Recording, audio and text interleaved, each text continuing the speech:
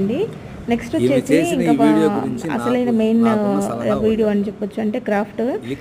ఈ మధ్య కాలంలో ఇది తెగ వైరల్ అయిపోతా ఉంది. ఎక్కడ అడ్వర్టైజ్మెంట్ చూసినా కూడా అదే డిష్ వాషర్ అడ్వర్టైజ్ ఇస్తూ ఉన్నారు. సో ఇది అంత రేట్ పెట్టి సుమారుగా అది ఎంత 500 చేంజ్ ఏమో ఉంది. అంత రేట్ పెట్టి మనము దాన్ని ఆన్లైన్లో కొనడము అంత అవసరమా అనిపించింది. ఆ డబ్బా చూడగానే నాకైతే ఇదే గుర్తొచ్చింది అనమాట. ఇంట్లో మనకి ఇవి డిస్పోజల్ వస్తూనే ఉంటాయి కదా దేనికో దానికి. సో వాటితో చేసుకోలేమని ఒక ఐడియా వచ్చేసి నేనైతే దీన్ని చేస్తున్నాను అనమాట.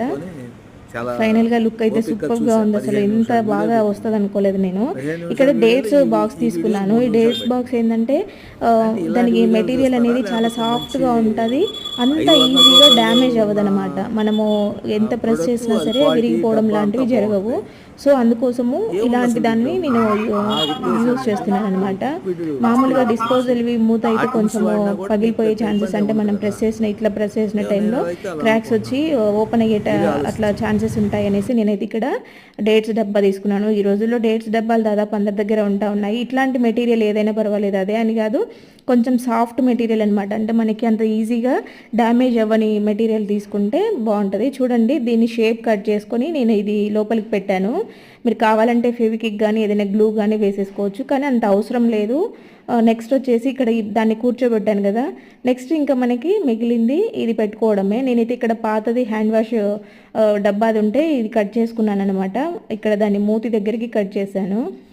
ఈ కట్ చేసిన పార్ట్ని కరెక్ట్గా షేప్ చూసుకొని దాంట్లోకి ఇన్సర్ట్ చేసుకోవాలన్నమాట. ఇన్సర్ట్ చేయాలంటే మళ్ళీ దాన్ని కూడా మనము షేప్ కరెక్ట్గా చూసుకొని దీన్ని కూడా ఇలా కట్ చేసుకోవాలన్నమాట.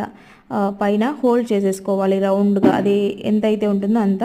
పైన యువతల పక్క బ్యాక్ సైడ్ మనము ఇది మార్క్ చేసుకొని తీసుకోవాలి. నేను లోపల నుంచి చేశాను, ఎందుకంటే డైరెక్ట్ ఒకటేసారి బ్యాక్ నుంచి అంటే బయట వైపు నుంచి మనం కొలత తీసుకుంటే కట్ చేసే టైంలో కొంచెం అటు ఇటు అయినా మళ్ళీ లూజ్ అయిపోతుంది అనమాట, సరిగా నిలబడదు, లోపలికి పడిపోతుంది.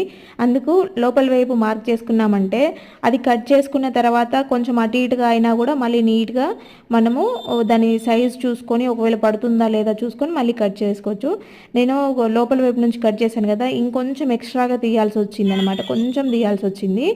ఆ తర్వాత వాటికి డై ఉంటుంది కదా, ఆ డై కొంచెం కొంచెం రౌండ్గా తిప్పుతున్నట్టుగా అంటే అది కరెక్ట్గా బయటకు వచ్చేసింది అనమాట. చూడండి, మొత్తానికైతే ఫైనల్గా ఇలా వచ్చేసింది.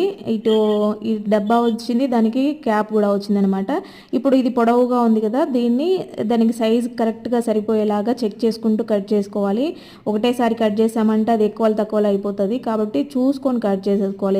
ఇక్కడ నేను 4 టైమ్స్గా కట్ చేశాను, అంటే కొంచెం కొంచెంగా కట్ చేస్తూ వచ్చాను, ఎందుకంటే మళ్ళీ ఊరికి ఇంత చేసిన తర్వాత డ్యామేజ్ అయితే బాగుండదు కదా. సో ఫైనల్గా అయితే ఇలా వచ్చింది బల్క్ అయితే కరెక్ట్గా మ్యాచ్